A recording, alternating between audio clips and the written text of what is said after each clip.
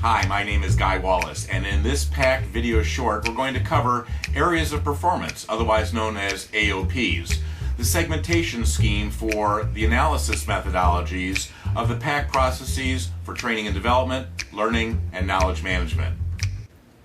PACT is an acronym: performance-based, accelerated, customer and stakeholder-driven training and development of any blend. The second part of analysis in the PAC processes is performance analysis. And we start off by doing performance analysis not by listing whatever tasks that come top of mind or whatever. We go through a systematic process of identifying the areas of performance. And the goals, and these are chunks of the job, the major chunks of the job. ADDIE is an example of the major chunks of a process. Analysis isn't design, and design isn't development, and development isn't implementation, and implementation isn't evaluation.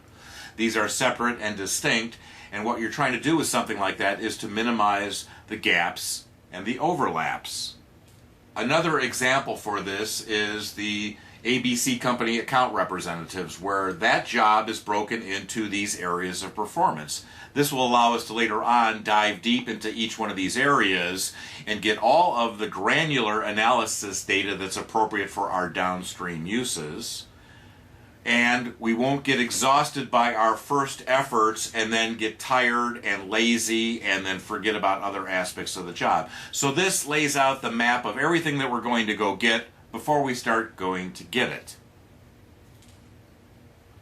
One of the processes that I use to facilitate groups of master performers and other subject matter experts is to place a stake in the ground. Identify some big chunk of the performance and put that on the flip chart or middle of the screen, whatever mechanism you're using to gather this and meet with your analysis team. But I place that first stake. And for example, somebody might say, hey, you're an instructional designer, do you do design? And the answer would of course be yes, or hopefully yes. And so design gets written down, and that gets in the center. And now the analyst and facilitator of the analysis team has a choice to go either upstream from that or downstream from that. And let's just arbitrarily say I'll go upstream first. So I would ask, okay, before you do this design thing, is there anything that you do prior to that? And the group of folks assembled here would say, well, we do analysis before we do design. So then I'd write that on the flip chart or the screen before design. So I'd have 1, 2, analysis, design. And then I would continue to go upstream and ask, is there anything that you do before analysis?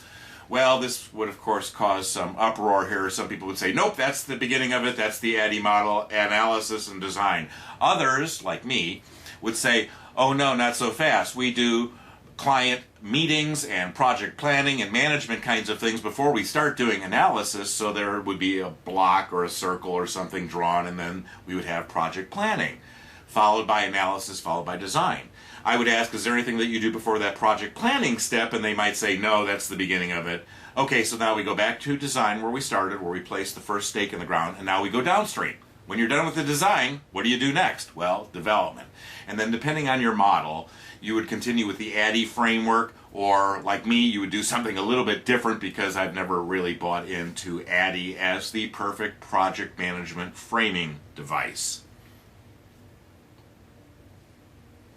Now, another aspect of this is that that's one performance cycle. Let's say that this instructional designers do ADDIE. Let's just say it's ADDIE.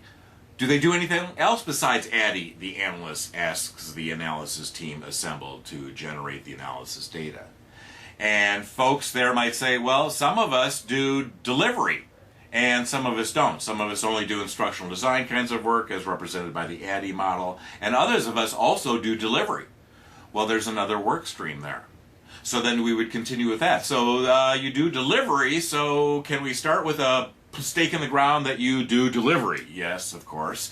Is there anything that you do before delivery? Well, we do room setup, or we do marketing and publications. If it's an online kind of event, it all depends on what kind of delivery we do. Aha, there's more than one kind of delivery, and so we can focus on that.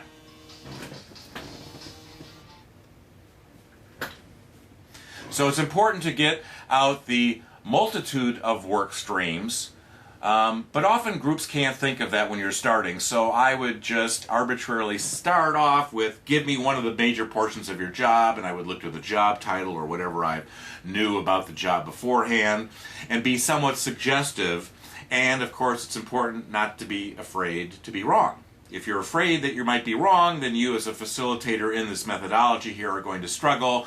I'm always volunteering things. Sometimes I'm volunteering things that I think are right, and sometimes I'm volunteering things that I know are wrong, simply to stimulate the group so they'll take over. I'll even go write down the wrong thing on the flip chart here and then agitate everybody, and then they'll go, oh no, that's not it, it's really, and then they start the dialogue.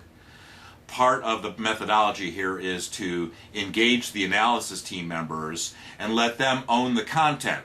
I tell the groups, I own the process, you own the content, and then I've got to do things in my facilitation approaches that exemplify that they truly do own the content, and I simply own the process in terms of what are we going to do now at this time, and when are we done, and what are we going to do after that.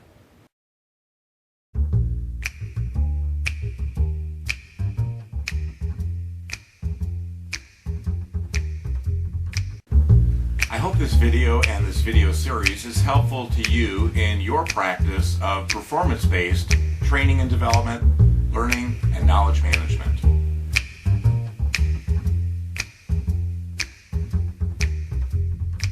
I've been practicing, publishing, and presenting on these topics since the early 1980s. My more recent book, Six Pack, covers all of this in great detail.